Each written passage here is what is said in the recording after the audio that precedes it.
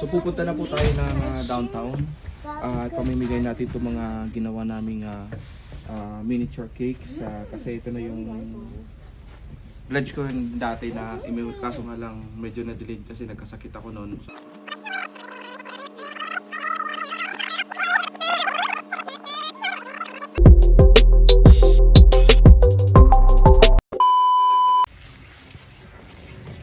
Hello, hello! Nag-uumpisa na nga mag-snow ngayon. Ayan, oh. Snowy na siya! Snow! We're going to Canada Place kasi gusto namin mag-picture. Kasi, syempre, isang beses lang naman tayo magiging Canadian citizen. So, take this opportunity na makapagpa-picture during the day. Sabi nga nung judge, this day is a very important day. Sabi nila, sabi niya, napakahalaga yung day na to. Kaya you need to celebrate. So, that's what we're doing. We're going to celebrate. Ito na rin yung dalawa. Yan na. Ayun, yung train. Nalamig siya. Pero, it's okay. Yan, humingi na kami ng passport form para tuloy-tuloy yung apply. Andito na rin kami sa Service Canada. Yan. So, medyo tahimik ngayon ang lugar. Ito yung loob niya. Matahimik. We're gonna take pictures outside. Ayan.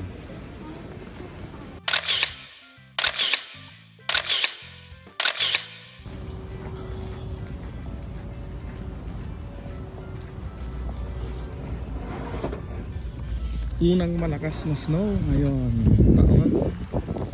Ayan.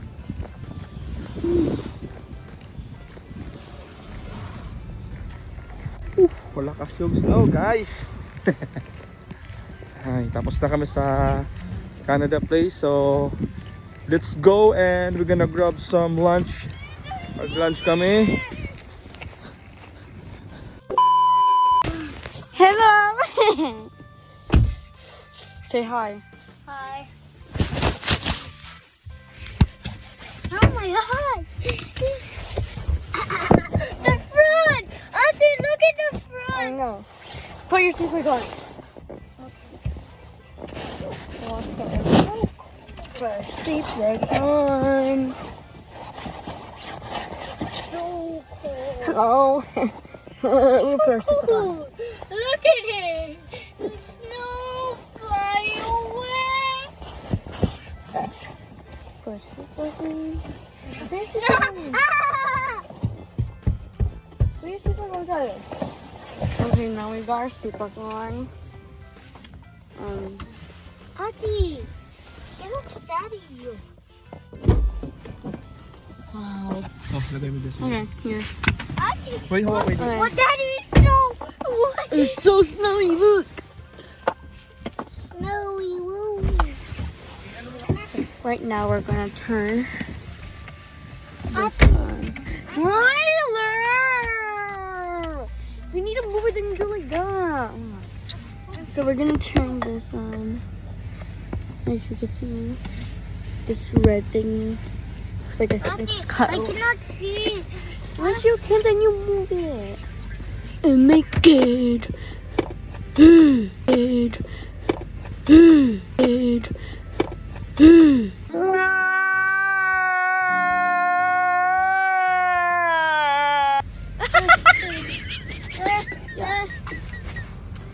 Silas and instead of putting a zip back on. I appreciate it. I cannot. I can. So he's having trouble putting his own seat belt on. What? Here. Ay nako mga batang to, ang lakas ng mga trip. Pinahawakan ko lang pala yung cellphone. Kung ano-ano nang ginawa, nagbibideo na. Gusto rin yata itong mga mag-vlog eh. Alam mo, itong mga to eh, nanonood din to ng mga video sa YouTube. Yung mga gusto nila, yung si Mr. Beast. Yan, yung mga gustong-gusto nila. At habang nasa biyahe nga kami, mapapansin nyo na ang lakas ng snow. Ito nga po yung pinakaunang malakas na snow during winter time. So, Ang dami nang nagtatanong, asa na daw yung snow, asa na yung lamig, eto na yung hinahanap nyo. Darating at darating yan. At ngayon po, ingat lang tayo sa pagdadrive. Slowly but surely, ang importante makarating tayo doon sa paroroonan natin ng safe. Diba? Yan, halos puti na po lahat. Tuloy-tuloy pa rin po yan hanggang gabi. Kaya, dapat mag-ingat. Snowy day as a Canadian.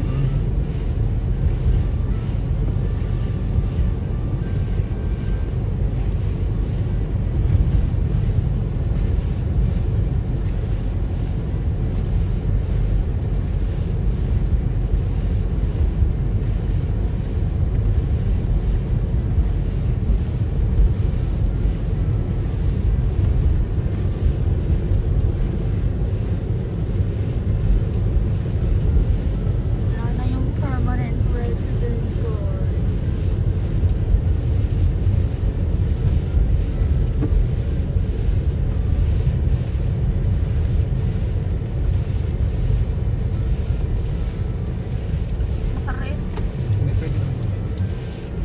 Makarit.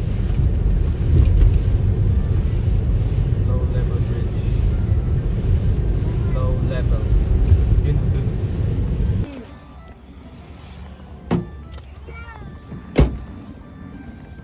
Oh.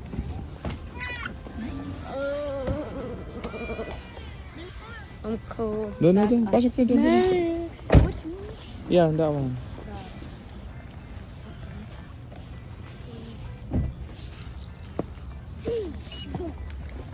Daddy, stop!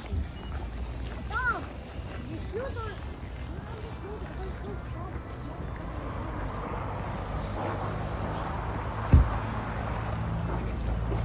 Puchaso.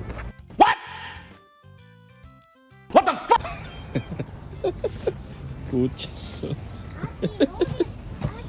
Grabe naman ang pangalan na yun. Papasok ka pa lang, namura ka na o magmumura ka.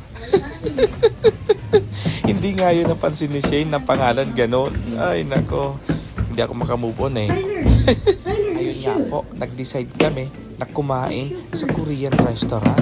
Kasi ang sarap maghigop ng sabaw. Yung mga bata gusto rin humigop ng sabaw. At ako naman, gusto ko naman matry yung Korean food, syempre. Tapos pag marinig mo nga yung Korean restaurant, papasok agad sa isip mo yung kimchi. Takoyaki. Ang masarap na maanghang na kimchi. Audrey, takoyaki. Yeah, no, no. What does it taste like? Mami, takoyaki. What is this? It's a sweet. Sweet Yeah, and hot. and hot. Kain na Salar.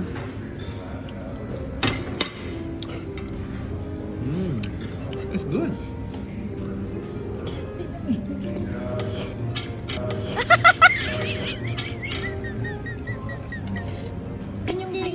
Daddy, That's it, big udon. Daddy. That's the beef udon. Diba si Siler, first time kumain ng takoyaki at si Audrey din. Hindi nila ina-expect yung lasa. Ganon. At ito nga po yung in-order ko. Sizzling bowl na may beef, rice, and kimchi. Sabi ko nga sa inyo, masarap ang kimchi dito eh.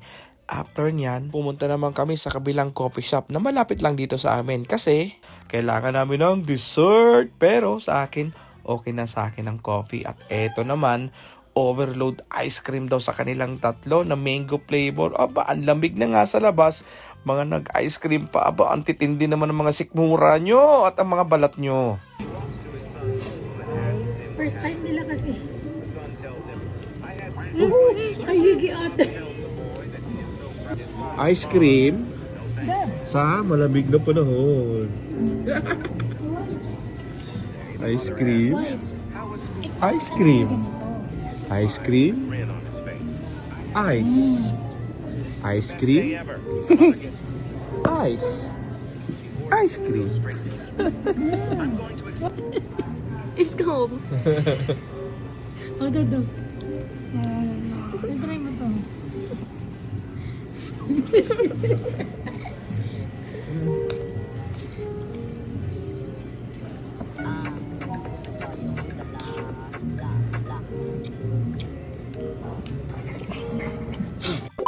After nga namin kumain, pumunta kami ng Walmart at bumili pa ako ng tubig. Ito po, inaayos ko na yung mga ipamimigay namin. Chinek ko baka mamaya, mga nagkanda hulog-hulog na, para naman presentable natin ibigay. Hindi naman natin kailangan ibigay na basta-basta na lang. At ito nga po yung sinasabi ko kanina, nakukuha lang kami ng couple seconds na video na pinamigay namin yung ginawa kong cake. Napaka-memorable nga yung araw na to. Nag-oath-taking kami, lumabas kumain, and then bago umuwi, pinamigay na yung cake na ginawa ko. At syempre, by the end of the day, kailangan ko mag-shovel kasi ang lakas nga ng snow. Malakas din po pala ang hangin, kaya eto, bumabalik sa akin yung snow sa pagmumuka ko. Pero nagawa po natin yun ng paraan. Okay naman yung nabili nating snowblower. Kaya malaking tulong talaga na meron kang snowblower sa bahay. Lalo na pag medyo malaki yung parking area. Hindi na po sasakit yung ating katawan sa pagpapala ng snow na yan. Sa tingin nyo, madali lang. Pero pagpapawisan ka po niyan, yung loob ng winter jacket, after niyan siguradong basang-basa yan ng pawis. Kaya after dapat mag-snow removal, magpalit ng damit para hindi magkasakit. So paano po yan? Hanggang dito na lang po muna. Sa lahat po ng mga nag-congratulate po sa amin, maraming salamat po. Hindi ko na po kayo maisa-isa. Ingat po lahat. Keep safe. Thank you.